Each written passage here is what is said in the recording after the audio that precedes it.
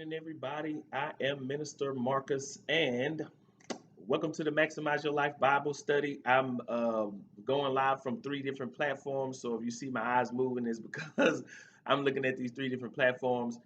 What I do on Wednesday nights is I come on and I try to give you something that you can learn from a biblical perspective. I do believe that we live in the age now that the Bible has been kind of discredited, and so what I like to do is I like to pull different things out of the stories of the Bible that we can learn that we can apply to our life. And so I don't like to be on real long or nothing like that, just like y'all at home. I'm at home too, but I do got to stay true to my calling. I know some of you probably been wondering, especially you guys on Facebook, where you been on Wednesday nights? Well, I have been on YouTube. So I want you to do this before we start right now.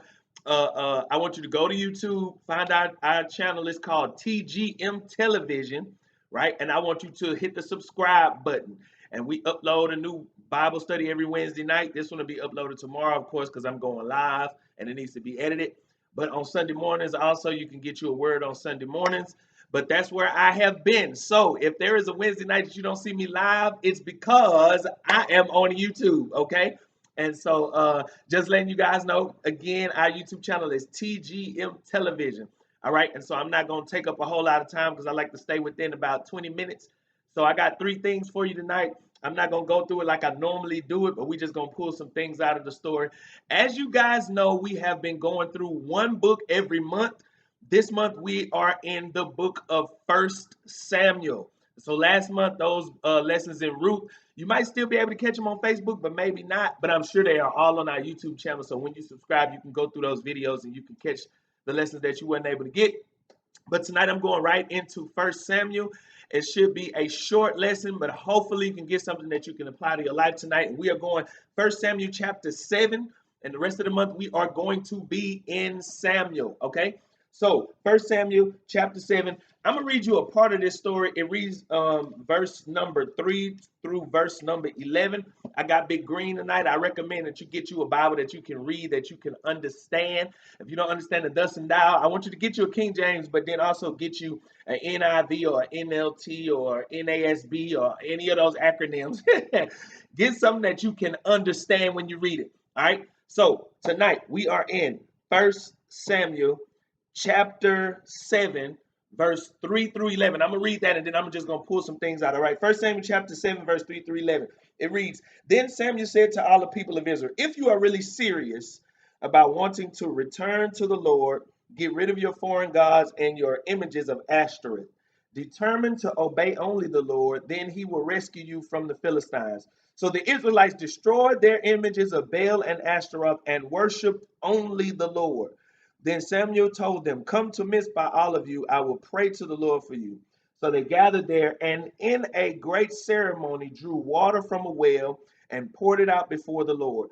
They also went without food, so they fasted all day and confessed that they had sinned against the Lord. So it was at Mizpah that Samuel became Israel's judge. When the Philistine rulers heard that all Israel had gathered together at Mizpah, they mobilized their army and advanced. The Israelites were frightened when they learned that the Philistines were approaching. They said, Plead with the Lord our God to save us from the Philistines, they begged Samuel. So Samuel took a young lamb and offered it to the Lord as a whole burnt offering.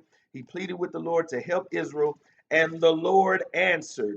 Just as Samuel was sacrificing the burnt offering, the Philistines arrived for battle, but the Lord spoke with a mighty voice of thunder from heaven, and the Philistines were thrown into such a confusion that the Israelites defeated them. The men of Israel chased them from Mizpah to Bethkar, slaughtering them all along the way. All right.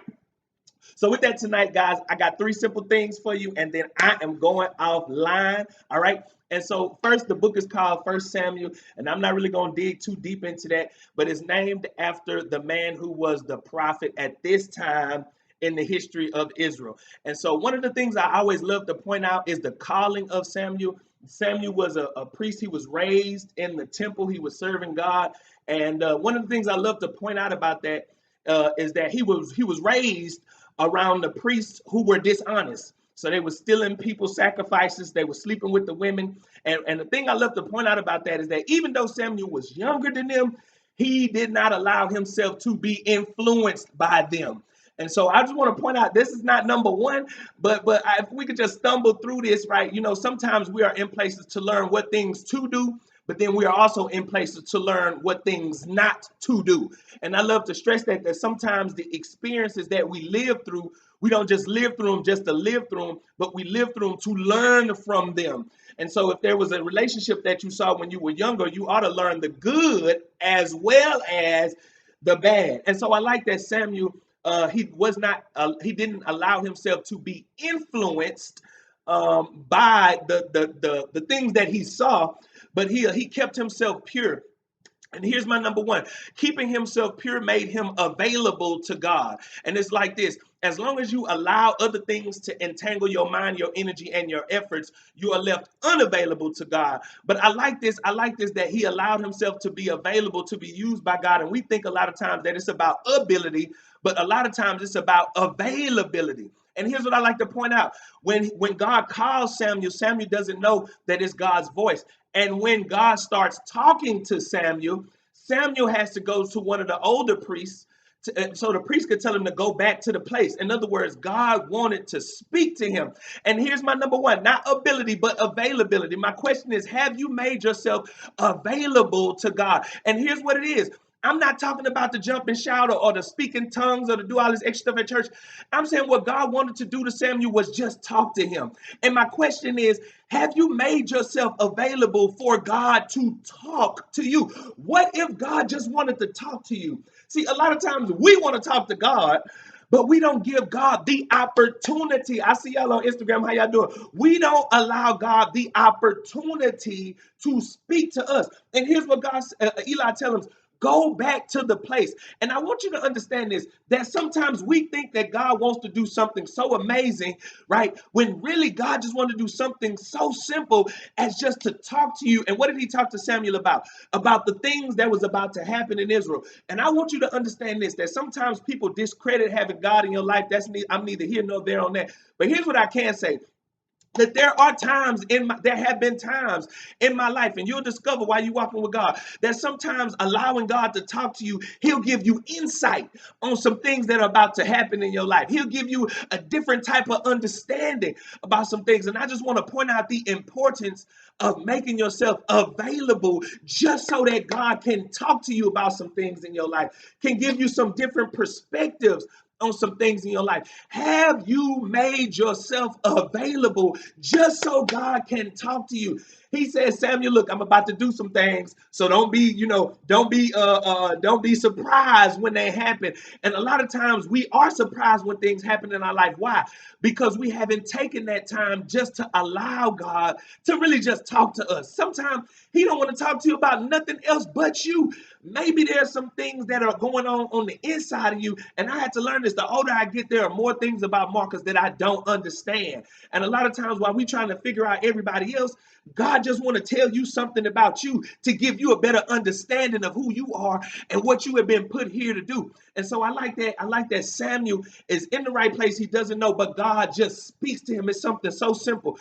And so what God does is he raises Samuel up. And as you know, we've been walking through these books of the Bible. And what's common about almost every book, every story, every chapter, especially in the Old Testament, it is that the nation of Israel always do something where God got to do what? He got to punish them. And so in this particular story, he punishes them by using the Philistines to fight against them, and they oppress them, right? And so they go into battle.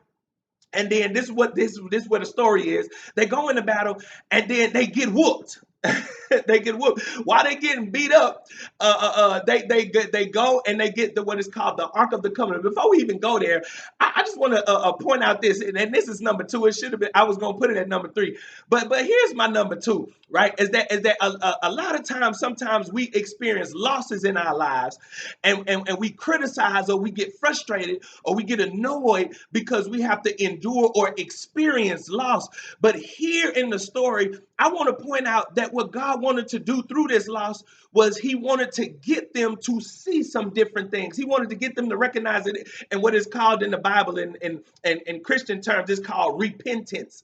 He wanted to bring them to a place of repentance. And what that means is he wanted to get them to evaluate their behavior and their decisions. And I want to point that out. And this is my number two. Number two is that sometimes losses don't come in your life for detriment, but sometimes God allows a loss to happen in your life to teach you a lesson. And that's gonna be my number. That's gonna be my number two. That losses are not there to destroy you, but losses are there to teach you some lessons. And this is my number two. Learn from your losses. Say that. I have to learn from my losses. God allows losses in order to teach you lessons. And I want to stress that, right? Because so many times we focus on what is lost, but we don't focus on the lesson. I'll never forget the first time I got my car repoed, it taught me that I needed to prioritize my money.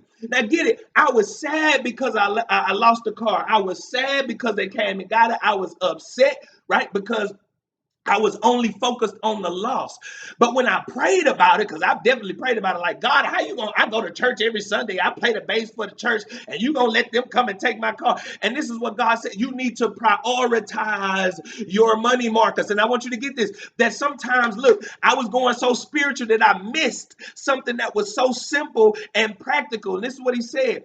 He said to me, you need to prioritize. And I'm wondering, is that for somebody that may be watching tonight, that you're so focused on the loss that you're missing the lesson in the loss?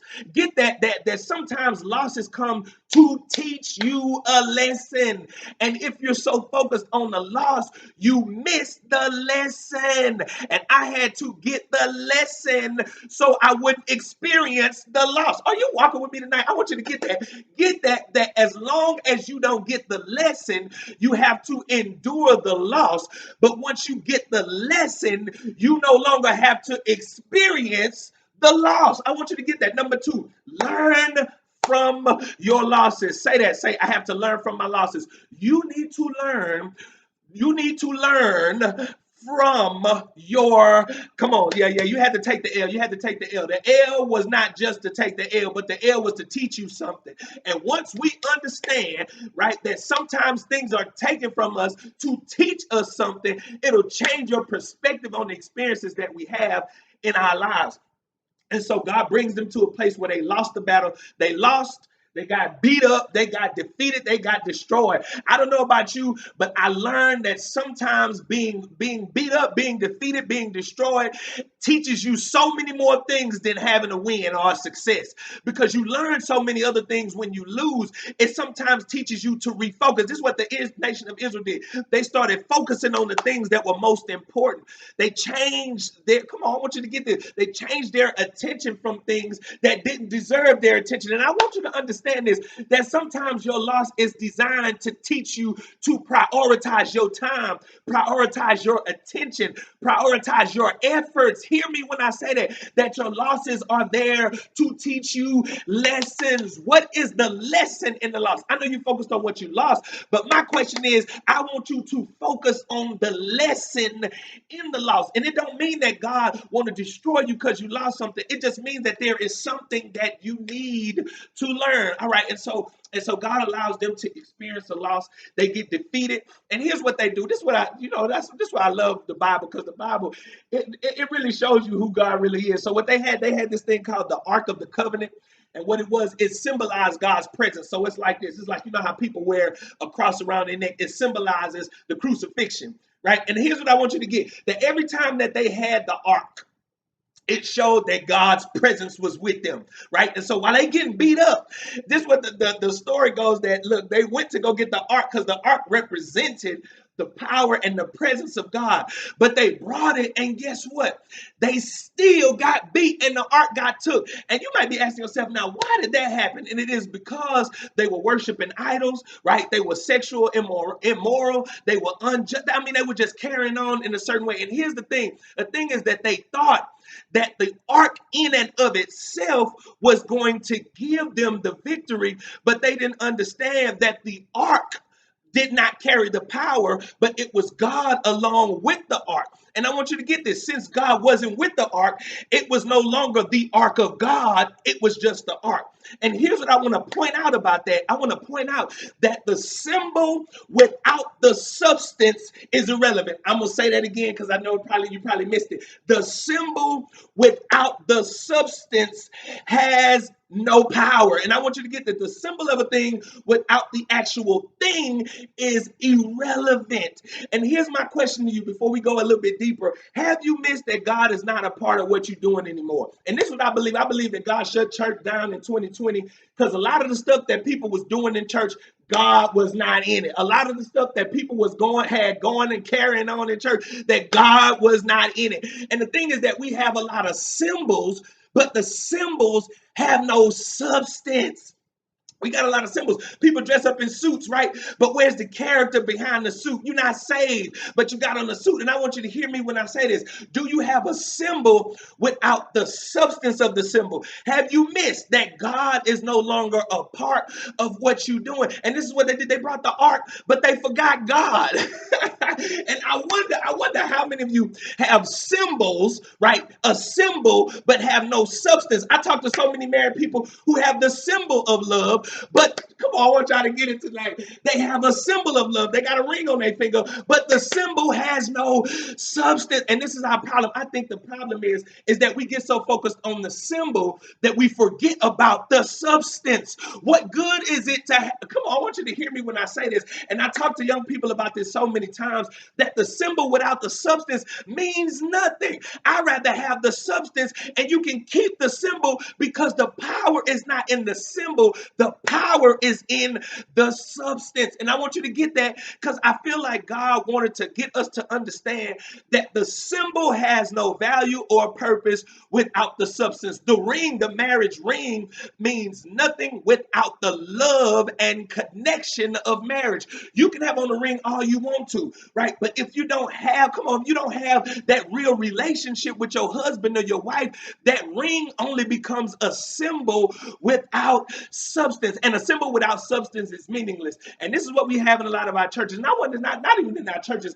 How many of you go to church, right, without having a real substance of relationship between you and God? We dress up nice, right? We look real cute. We look real pretty. We look real fly, but we have a symbol without substance. People get baptized almost every Sunday, but the baptism is just a symbol, right? But we don't have the substance, and the substance is a change and transformed mindset, characteristic traits, and behaviors. Are you living your life based on symbols without substance? And here, that's my number 3. Do you have symbols without substance? And if you've been living your life with a bunch of symbols without substance, here's what I want to encourage you with tonight. Maybe you should forfeit the symbol and go after the substance. Maybe you should take the ring off until you get that love restored in your marriage. Maybe you should take the suit off until you get that, come on, until you get saved. Maybe you should not get baptized until you understand that symbols without substance are meaningless. And I don't know about you, but I decided I don't want to have any more meaningless activities in my life. Don't give me no symbols. Give me substance. You can keep your symbols, but I need substance. That's why I don't care about dressing in a suit, because a suit without a changed lifestyle only makes you a dressed up devil. But I want you to understand, when you have substance, the symbols don't matter. And here's what I want you to get before I go out tonight. I want you to understand that you have got to fortify your life, not with symbols, but with substance. Get you some friends that have, come on, substance, relationships that are love based. Not, come on, and are y'all hearing me tonight? All right, and so that's all I got for you tonight. I'm up to 19 minutes. My time be going fast, but look, guys, thank y'all for tuning in again. When you don't see me live on Wednesday night, it's because I be on YouTube. All right. So if you go back to the beginning of this video, you will hear the name of that channel. I encourage you to do that. Go and subscribe, TGM Television. Also, visit our website, thegodmovement.com. That is thegodmovement.com. All right. And so I have one thing I am going to ask you to give into, and that is our GED program. We are in the process right now of putting together the curriculum for our GED program. And so I'm asking donations because we need books, we need desks, we need to pay teachers. We need different things to help that to run. And so we are a 501c3 nonprofit. So that means Minister Marcus don't get none of that money. It all goes straight to TGM. So guys, with that, man, go to our website, thegodmovement.com. I am on every Wednesday night. And look, I may come on live next Wednesday. I don't know. But if you don't see me here, go check out our YouTube channel. I guarantee there'll be a good Bible study uploaded for you. So that's my time, guys. Thank y'all for tuning in once again. I am Minister Marcus, and this is the conclusion of the Maximize Your Life Bible study. Thank y'all once again for tuning in. I'm going offline. I'm about to go to sleep. Good night. I love y'all. And visit me on the website. Visit me on the website. Good night. Bye, guys, on YouTube. I mean, on Instagram. All right. Good night, YouTube.